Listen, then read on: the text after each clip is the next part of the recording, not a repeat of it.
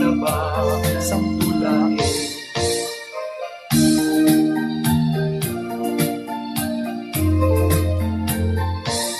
Ito'y panyong umaregrek ko, di makapidot, isublinan to. Nagmarka, ibinagan ko, kay nagputapay, isinang puso. Alain, ay nagkonsilyo, nalawangin, ay barukong ko. Tataknon, maipapasmo, ay kakurang, ken sentimiento. Yung nangato, di mo sundalin, nung nababae mo gawain, nung nalegleg, di mo pitutin, nung labas-labas samtulain. Daytoy panyong lumaregrek ko, di magkapilot, isulinan to. Na nagmarka, itinagan ko, kaya nagputapay, isinang puso. Alain, day tagpunsilyo, na-april, to'y barukong ko. Tataknon, maipapas mo, day kakurang, kaya sentimiento. Tataknon, maipapas mo, day kakurang, kaya sentimiento.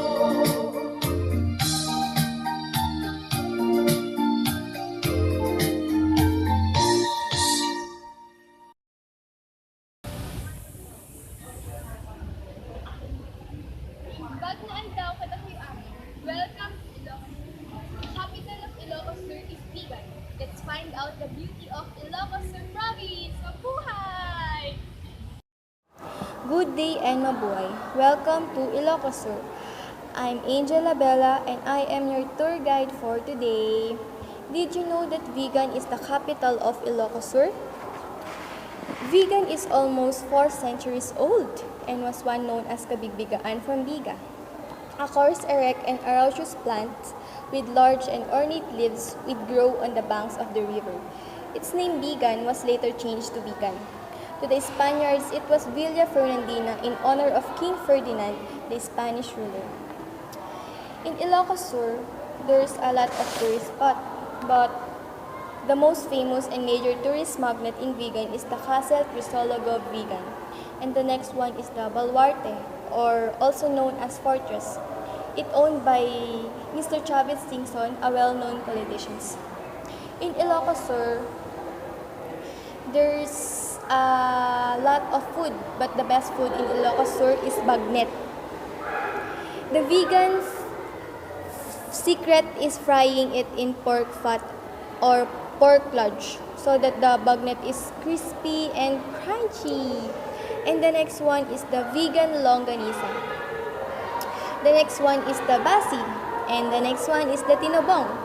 The tinobong is rice flour, buko or coconut meat, and margarine. It is steamed in bamboo tubes. So,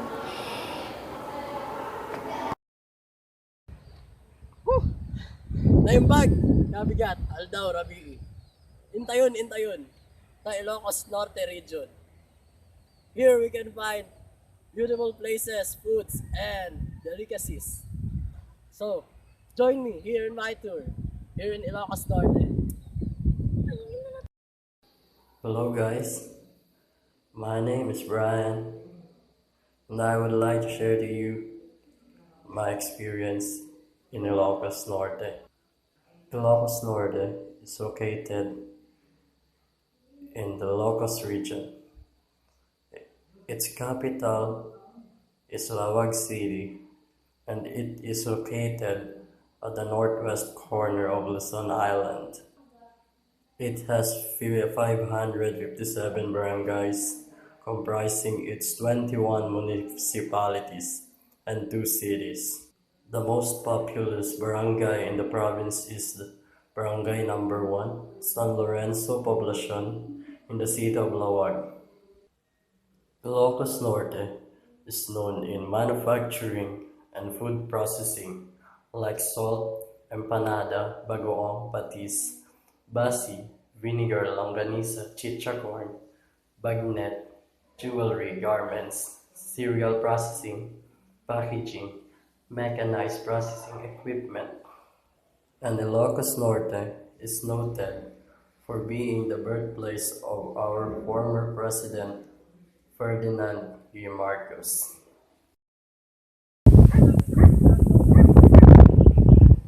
Peekaboo!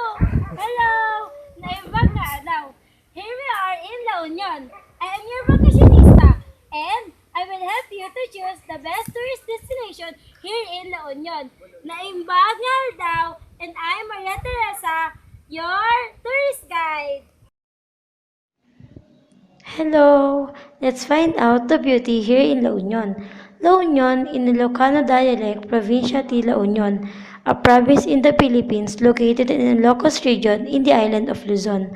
The capital city is San Fernando, which also serves as the regional center of the whole Ilocos region. Here are the best tourist destinations in La Union. La Union as the surfing capital of the North, a progressive and developing province, its 155 years existence since 1850, a province geared towards peace, prosperity, growth, and development. The original dozen towns have grown to 19 municipalities and 576 barangays comprising with one city. Let's go with their fiestas. Boy Boy Festival, held every month of February in Burgos, La Union, showcasing their major produce Boy Boy or tiger grass. Love Bawang, held every April, featured are kickboxing, field demo, bingo bonanza, beauty contest, musical extravaganza, and activities for senior citizens. The best food here in La Union can be tasted until the rest delicious piece of every menu. The Makay Bowls, Gapsis Greek Guild, Taba ng Talangka Pasta, Sinip, and last but the best is the Halo-Halo de Iloco. Hello! Diyan Pangasinan, tayong pasyar. Welcome to Pangasinan. I am Gabby. And I'm Warren. Come and join us. Let's find out the beauty of Pangasinan. Hi, my name is Warren. And now, I will discuss to all of you where the word Pangasinan came from. The correct pronunciation of Pangasinan is Pang as in Nan, which means for salt location.